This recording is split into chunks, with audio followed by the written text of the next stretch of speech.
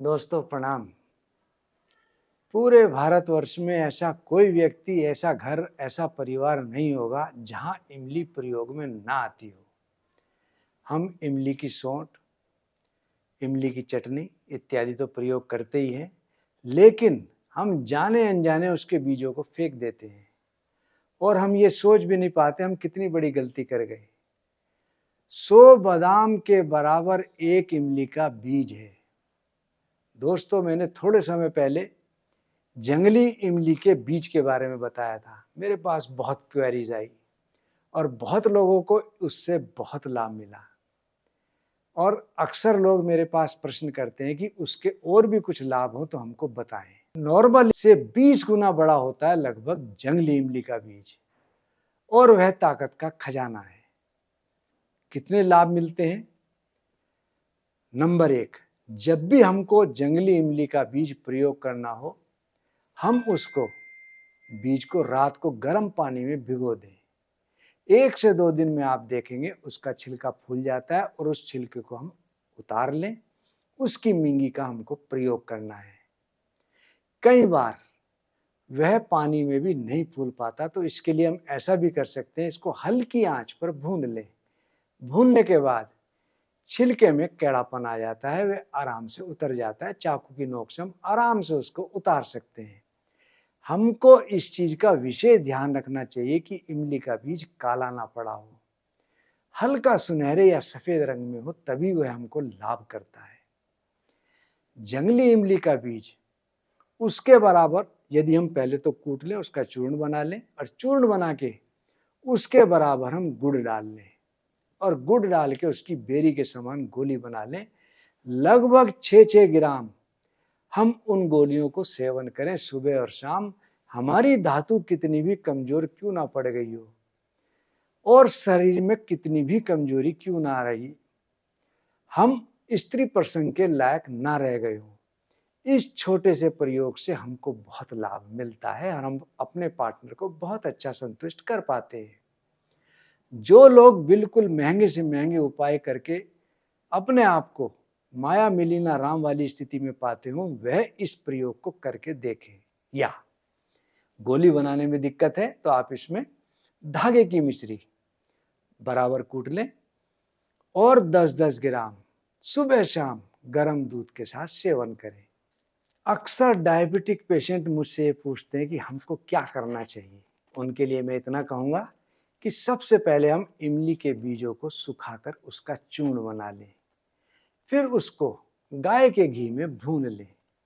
इतना भूने कि वो सुनहरा होने लगे, लाल या काला ना पड़े। उसको हल्की आंच पर अच्छी तरह हम भून लें और भूनने के बाद उसको रख लें।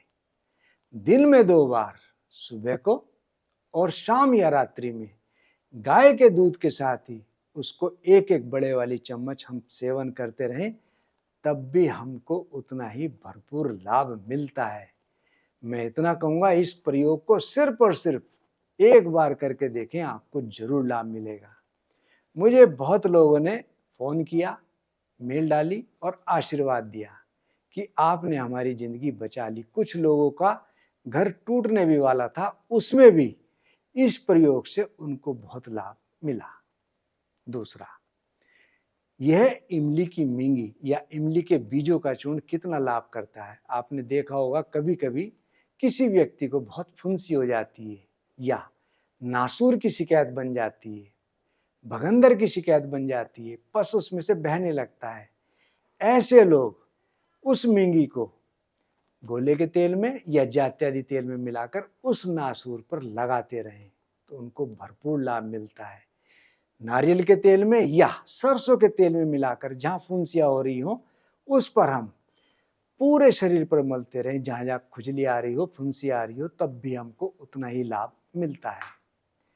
दोस्तों, अक्सर लेडीज के अंदर एक शिकायत होती है जिसको कहते हैं प्रदर। योनि से निकला हुआ कोई भी अप्राकृतिक स्राव कहलाता है प्रदर। मासिक चक्र के अलावा जब भी कोई डिस्चार्ज होता है उसको कहते हैं प्रदर। किसी भी प्रकार का लेडीज में प्रदर हो तो आप मींगी के चूर्ण से दुगनी मिश्री मिलाकर रख दें और उसमें से 1-1 चम्मच सुबह शाम गाय के दूध के साथ सेवन करते रहें तो हर प्रकार के प्रदर में भी हमको बहुत लाभ मिलता है। दोस्तों, आपने देखा होगा कभी कभी डायबिटीज के कारण या किसी भी इन्फेक्शन के कारण या सिस्टाइटिस के कारण, पेशाब की थैली में सूजन के कारण या पेशाब का वेग बहुत रोकने के कारण अक्सर पेशाब होल्ड करने की क्षमता खत्म हो जाती है और पेशाब बहुत ज्यादा आता है। उसको कहते हैं बहुमूत्र। लेडीज में एक बीमारी है सोम रोग, उसमें भी पेशाब बहता रहता है, पता भी नहीं लगता। और तीसरा, अक्सर बच्चे शैया मूत्र यानी कि बेड वेटिंग करते हैं और पेशाब उनको सोते सोते निकल जाता है, उनको पता भी नहीं लगता। ऐसे बच्चों के लिए, ऐसे लोगों के लिए ये इमली की बीज का चूर्ण बहुत लाभ देता है। बड़े लोग एक एक चम्मच और छोटे बच्चे अपनी उम्र के हिसाब से आधी या चौथाई चम्मच शहद के साथ, दूध के साथ या पानी के साथ सेवन करते रहें तो उनको अच्छा लाभ मिलता है। और कभी कभी बीमारी बहुत बड़ी हुई हो तो ऐसे में यदि हम ग्वार के बीज का चूर्ण और मिला ले तब उनको बहुमूत्र में बहुत लाभ मिलता है। और कभी कभी डायबिटीज बहुत ज्यादा होती है और पेशाब रोकने की क्षमता खत्म हो जाती है, अक्सर हम पेशाब घर तक जाते हैं तो पेशाब निकलने भी लगता है। तो ऐसे लोग इस प्रयोग को करें तो उनको बहुत लाभ मिलता है।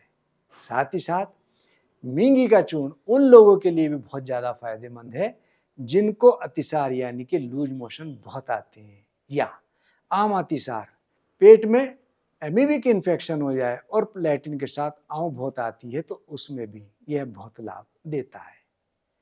दोस्तों, एक बीमारी है आज के समय में बहुत ज्यादा देखी जा रही है जिसको कहते हैं ब्लीडिंग पाइल्स यानी कि खूनी बवासीर।